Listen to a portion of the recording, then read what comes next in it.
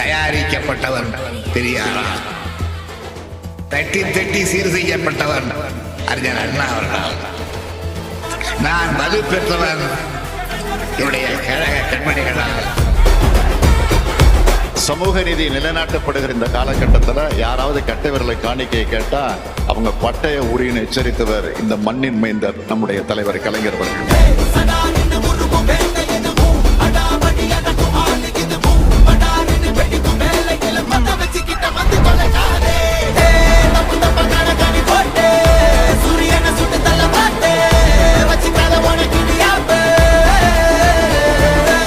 ஆண்டவன் படைப்பில் அனைவரும் சமம் என அவன் உயர் ஜாதிக்கு மட்டும் தங்கத்தால் மூளை செய்து தலைக்குள்ளே வைத்தான. மற்ற ஜாதிக்கெல்லாம் மண்டைக்குள் இருப்பதென்ன களிமண்ணா சுண்ணாம்பா?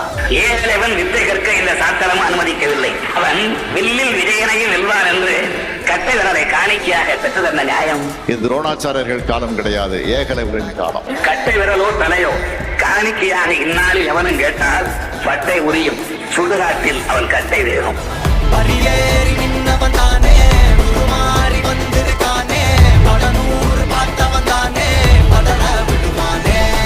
என்னை எவனும் அடிக்க முடியாது, நீ வச்சுக்க. உன்னால கூட அடிக்க முடியாது, திருப்பி அடிச்சா தாங்க முடியாது. ஒற்ற குடையா கொள்கையா எது வேண்டுமெனில் கொள்கையை விட்டு பிழைக்க வேறு நபர் பாருங்கோ. ஒற்ற குடையா கொள்கையா எது வேண்டுமெனில் கொள்கையை விட்டு பிழைக்க வேறு நபர் பாருங்கோ.